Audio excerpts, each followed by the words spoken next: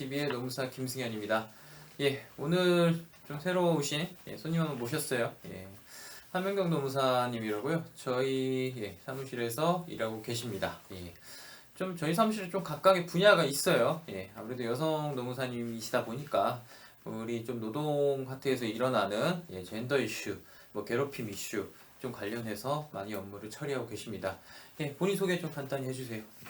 안녕하세요. 김노무사 TV에 출연한 함연경 노무사입니다. 반갑습니다. 반갑습니다. 오늘 뭐 편안하게 얘기해 주시면 되고 본인의 아는 지식을 과감 없이 실무형으로 전달해 주시면 됩니다. 김노무사가 지향하는 건 실무적 지식 그런 겁니다. 오늘 좀 성희롱, 성희롱이 이제 사실 노동 파트에서 좀 많이 다루고 있어요. 요즘 또 문제가 많이 되죠. 직장 내 성희롱은 남녀고용평등법에서 규율을 하고 있고, 가해자에 대해서 어떤 일정한 징계적 처분을 내리도록 하고 있고, 또는 피해자를 보호하는 조치를 취하도록 하고 있는 뭐 그런 법률이 입법되어져 있습니다. 요즘에 활발히 작동되어지고 있고, 심심치 않게 뭐 징계 사유로 많이 올라오고 있는 사유이기도 합니다. 오늘 이런 성희롱, 젠더 이슈에 관해서 좀 한노무사하고 얘기 좀 나눠볼까 하겠는데요. 일단 성희롱, 뭔지 좀 구분을 성추행과 좀 간단히 좀 해주셨으면 좋겠어요. 네. 성희롱은 성추행과는 달라요.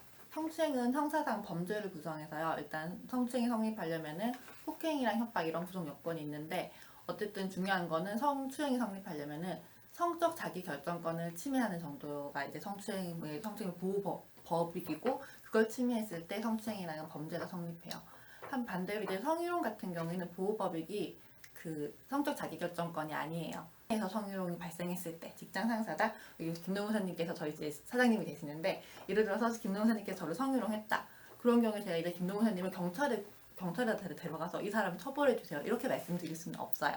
요거는 이제 남녀고용평등법 요게 적용을 받아요.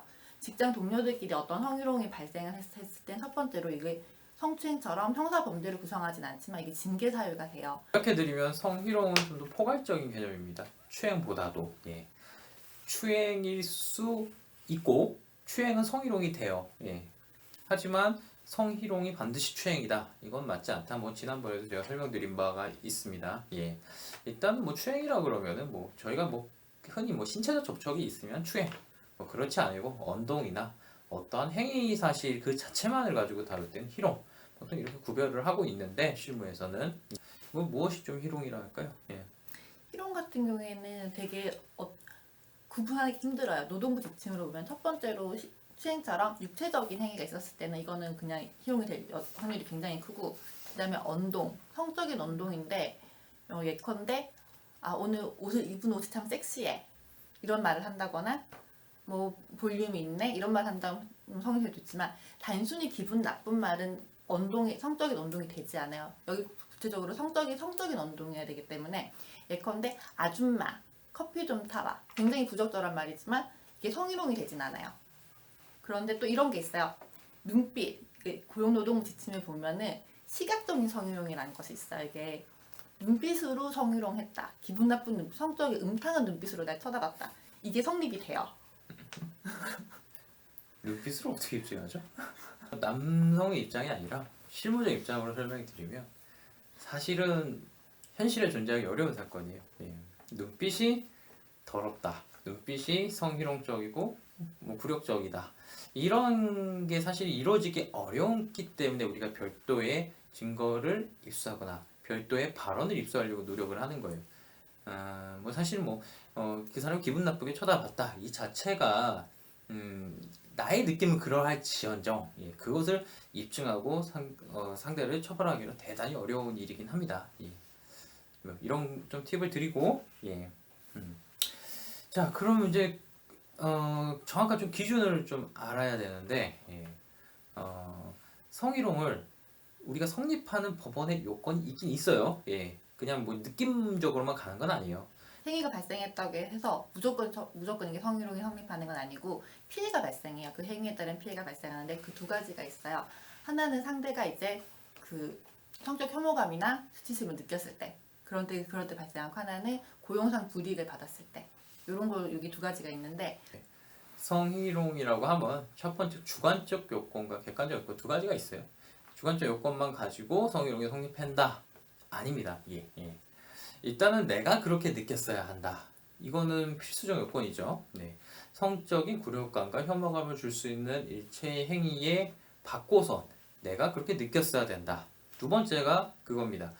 나와 동등한 지위에 있는 또는 동등 유사의 지위에 있는 사람으로 하여금 그와 같은 행위를 받았다면 그 사람도 그러한 행위를 느꼈겠는가? 이러한 기준으로 또 한번 살펴본다는 거죠. 이 두 가지 기준이 일치되어지면 우리 법원 같은 경우는 이것을 성희롱으로 본다. 이렇게 좀 판단을 하는 경향이 있습니다. 다만 이게 절대적이냐? 아닙니다, 사실은. 이 기준은 사실 좀 왔다 갔다 움직이는 것 같아요. 요즘 들어 같은 건 주관적 입장을 좀 더 많이 반영하는 것이 아닌가라는 좀 경향의 냄새가 좀 보이긴 합니다. 그럼 상대는 이제 객관적 지표를 좀 공격하려는 그런 방향도 좀 보여주게 하고요. 피해자라고 하면은 이것을 어떻게 처리하고 어떻게 대처해 나갈 수 있고 어떤 절차를 따를 수 있는지에 대해서 간략하게나마 좀 설명을 좀 부탁드려요. 일단 그런 피해가 발생했을 때 이게 성희롱이기만 한지 성추행까지 성립할 수 있는지 먼저 판단을 해보시고요.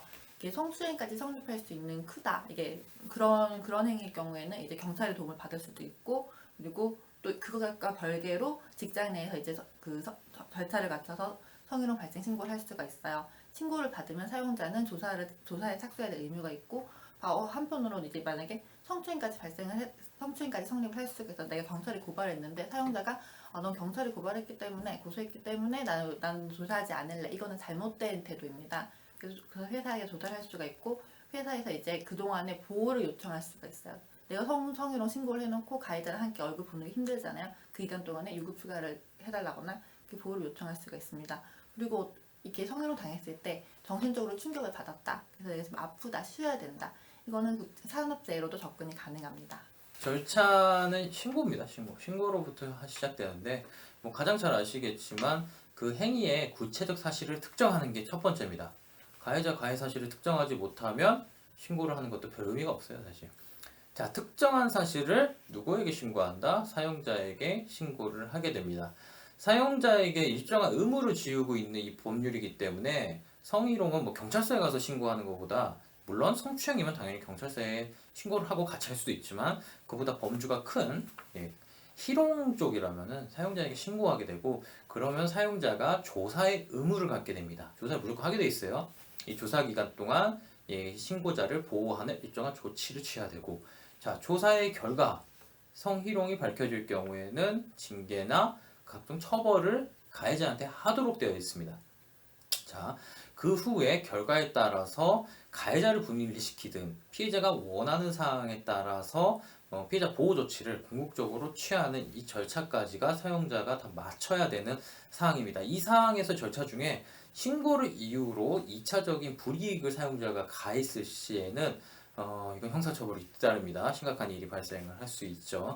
자, 이렇게 일련의 과정을 거치게 됩니다. 이 과정에서 사용자가 적절한 조치를 취하지 않거나 불이익하는 행위를 했을 경우에는 요즘 최근 판례는 사용자에 대해서 어떤 손해배상 책임이 인정되는 경우가 굉장히 많습니다. 지금 이제 한노무사님 말씀해 주신 것은 이 성희롱으로 발생한 정신적 질환에 대해서 산업재해 처리를 또 할 수 있다. 또는 가해자에 대해서 손해배상 청구도 가능은 하다. 민사적이죠. 이런 얘기를 할 수 있고요. 또 한 가지 또 있습니다.